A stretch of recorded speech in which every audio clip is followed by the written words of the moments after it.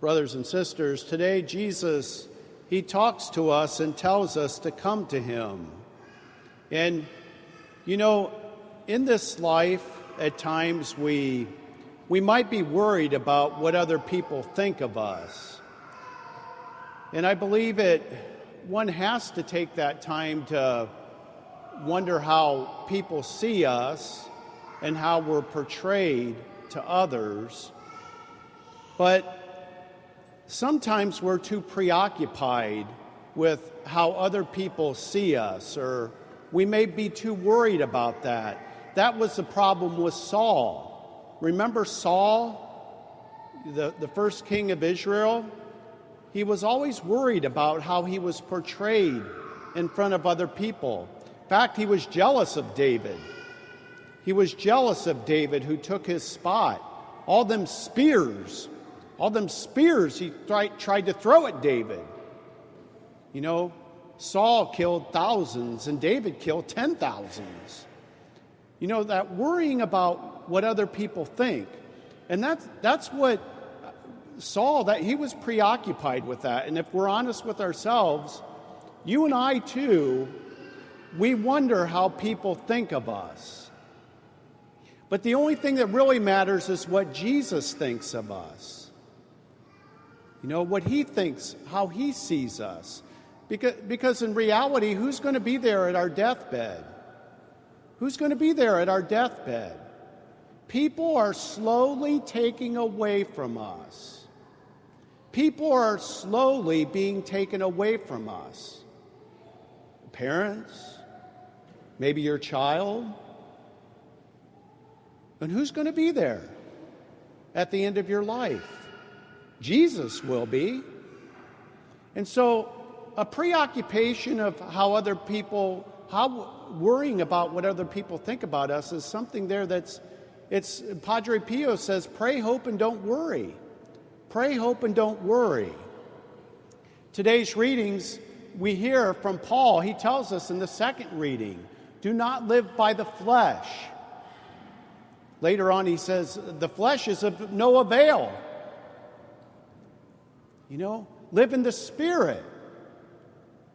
And I see in my own life, and it's very hard. I'm going to tell you, I'm going to be honest with you, as a Catholic priest, it's so easy for me to be a CEO,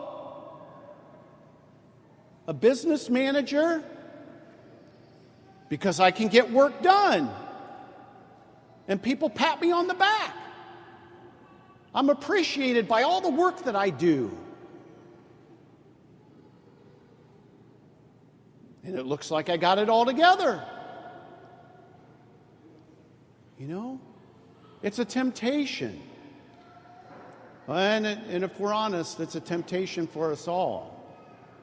But I have found that when you can have a self-disciplined prayer life, I've found when you're self-disciplined, now you may say, Father, I do have a self-disciplined prayer life, but I know it goes astray. I know it goes astray because you're a human being. And you've got the devil tempting you not to stick with praying your rosary or the Liturgy of the Hours or the Divine Mercy Chaplet. You have that temptation. I have that temptation. And every day's a new day. But I have found if you're self-disciplined in your prayer life, when Paul talks about this not living by the flesh, you can't do that without a prayer life. In fact, I can tell you this, that with lust, the only thing that you can go to a counselor, but that's not the full package. The one thing, the main ingredient is the rosary. The most pure heart of Mary will help you keep your heart pure. And I found when you have a self-disciplined prayer life, that carries to other aspects of your life.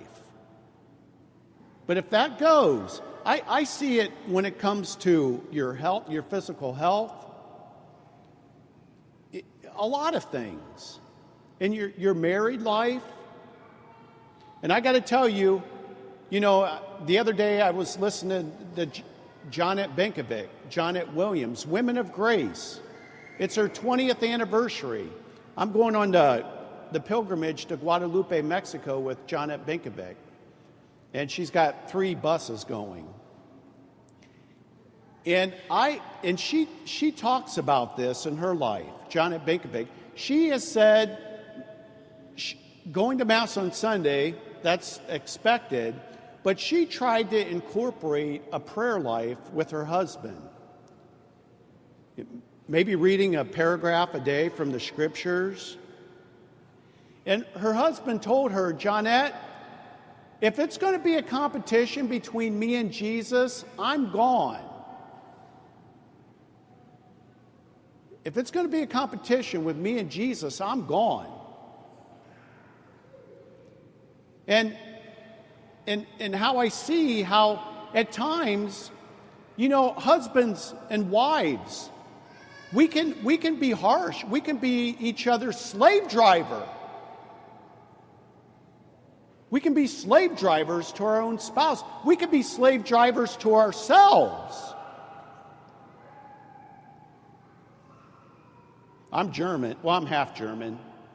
And the thinking is if you're going to do anything, you got to do it perfect. Well, G.K. Chesterton said, if anything's worth doing, it's worth doing imperfectly. Because if you think you got to do it perfect, you'll never do it because you're afraid. You know how at times, brothers and sisters, we come to the Lord where we're at.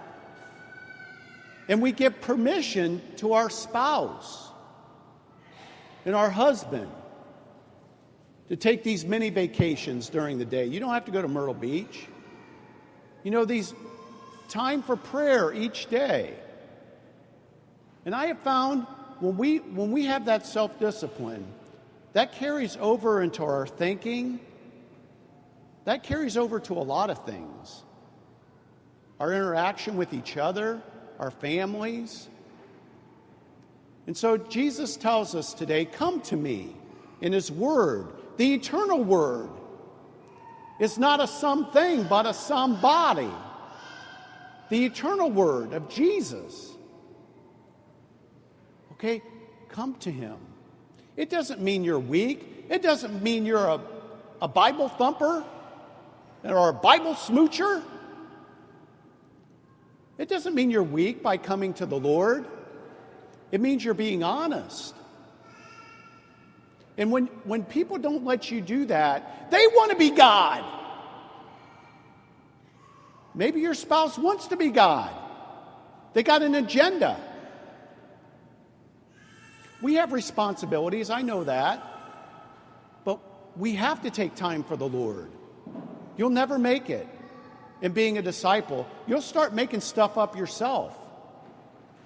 If we don't spend time with the Lord, we're going to start making this stuff up. And actually, spouses get tired of each other's thinking. You know what each other are thinking. But by letting God in the center of your marriage, that's neutral ground. Then that opens up a whole new world. Opens up challenges too. So Jesus says, come to me in the Word, in his body and blood, his flesh, not a symbol, the real thing. Come to me, and I will give you rest. You don't have to be tough.